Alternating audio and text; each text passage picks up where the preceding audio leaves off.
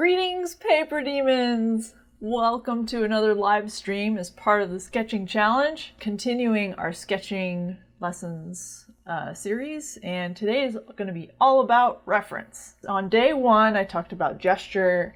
On day 2, I talked about how to use shapes to construct people, and this is continuing that same series of steps that one would take in their art education, which is learning how to use reference to draw anything. So we used shapes yesterday to draw anything. The next step is let's say you're going to draw something you've never drawn before. That is the time when you'd want to use reference. So all about reference. And what do I mean by reference? What the heck is reference? What does that mean? What does this word mean? This word means using images or videos. If you're drawing an animal or something that has some sort of structure to it, you'll probably also want to do skeleton. There we go.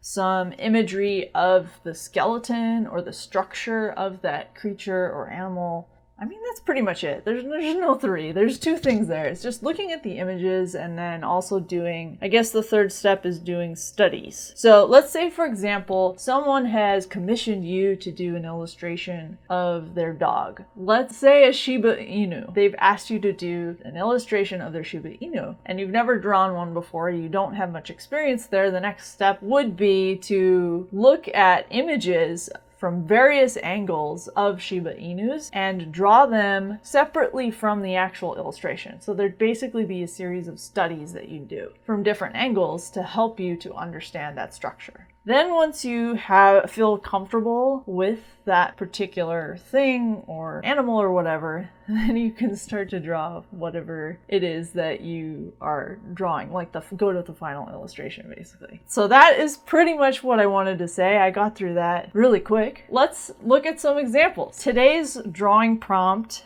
as part of the sketching challenge is unconditional love. Okay, looks like metallic, like Zelda and Link. Okay, I am a huge Zelda fan too. Let's take a look at some reference images of Zelda and Link. Let's see what this looks like. Maybe just to start off, let's do just Zelda to make it a little easier. Link, I've drawn Link so many times that getting reference would kind of be pointless.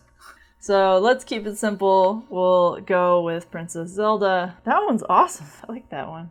Put it on a new layer. Let's say I was going to be doing a serious illustration of Princess Zelda. I'd want to not only understand her proportions, I'd also want to kind of get a feel for what her clothes are and take a close look at those things and draw them from different angles. So, for example, I might start with the torso and try to understand. Just like before, we're kind of figuring out the gesture and using basic shapes. Basic shapes. You don't have to worry much about the gesture for if you're just doing a study to try to understand the clothing and stuff. It's really more about understanding how the clothing lays, what the different parts of the clothing are. It's not really about the other fundamental parts. So it can be hard to try and do everything in one study. This is kind of too much to worry about. So if I'm doing a study, like a reference study, I'm not caring about those sorts of things as much. And I see here she's holding one of these, what are they called? The Sheikah slate. So what I'd probably also do is I'd look up that particular item separately because this image is not very clear. Copy. And it's totally okay when doing these sorts of studies to try and copy almost exactly what you see. It's also okay to change it. It's really whatever helps you to understand what's going on. I'd love to do an animal next because then I can demonstrate what the process is like for studying an animal. And I'm again using the same concepts yesterday, which is the basic shapes as a starting point and then starting to fill in the details. This is actually really satisfying to draw because it's very geometric. Oh, it's not symmetrical. Oh, that's interesting. I never noticed that before. See, that's why you have to do these studies. I'm now more informed for the next time that I'm going to draw a Sheikah slate, if I'm going to finish out this drawing here and were to make it more refined, I could then spend the time to flesh this out more, and I'd be more informed about what it is, and I don't have to worry about the Sheikah slate and the hand at the same time. I can kind of break these things out. I especially like to do this with any sort of animal or foliage that I've never done before, like plant life, if I'm trying to do certain types of trees and stuff. Okay, let's do an animal. Graham, no one else is in the chat, so you get to pick. Maybe a type of dog. You could pick a breed of dog, because let's be real, dogs are man's best friend and they have unconditional love for their masters. Unlike cats. Axolotl. Do axolotls have unconditional love? Well, we can make it fit into the story. Maybe the axolotl has unconditional love for boba tea. Oh, it's so cute. Look at it. Okay, I'm going to change these tools and try to tell it to give me something larger. Okay, I see a lot of axolotl faces. Oh, this one's cute. You can see its whole body. Actually, this is good. I can demonstrate another concept here too. Okay, so I could see it from the front. Another thing that is handy when doing a study is to try and draw what it is you're drawing and from different angles from what you see. So this is from the front, so I might try having one with like its belly showing, because that would be super cute.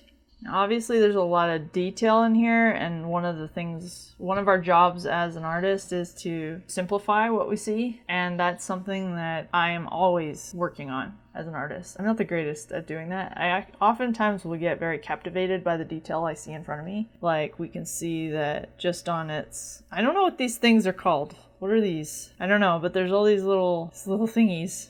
It's easy to get distracted. But we gotta stick to basic shapes, just like we talked about yesterday. Basic shapes. Okay, I gave it kind of a bean shape for its body, but it looks like it's more like this. I kind of made it look a little more humanoid. His anatomy is not quite right. So let's take a look at, let's see if we can find a skeleton.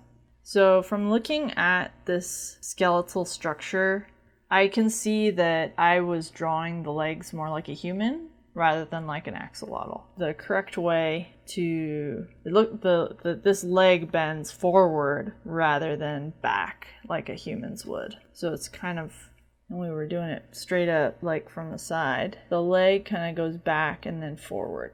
Kind of more like a dog's would. Not dog would, but a dog's would. It can even help too to draw the bones, because it helps you to analyze. Oh, I drew this way too big, but that's okay. For the arms, oh, it looks very similar for the arms, though it probably has a lot more movement, as we can kind of see here, because his arm is coming forward also.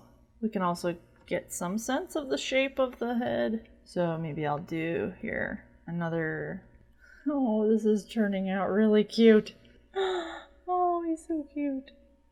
So the shape I've used for this particular gill here is not accurate, but it is aesthetically pleasing. This like wedge, like almost like an orange wedge. I'm tempted to just change them all to look like that because it looks cuter. Like obviously if I'm not doing a real life looking illustration, I can have more creative license with it.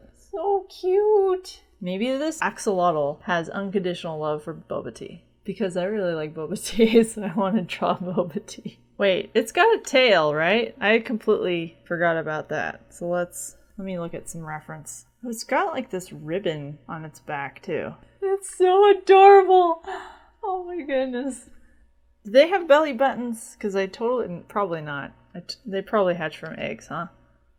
Do you have any questions about drawing that I can answer? I mean, you already asked some. Oh wait, I have one more thing I do want to do to this.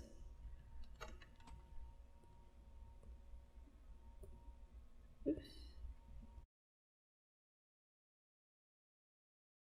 Alrighty, Paper Demons, I hope you found this video useful. If so, please give it a like. Would you like to be part of the fun? Of course you do! Join my newsletter to get notified of my live streaming schedule so you can see me draw in real time and get your questions answered.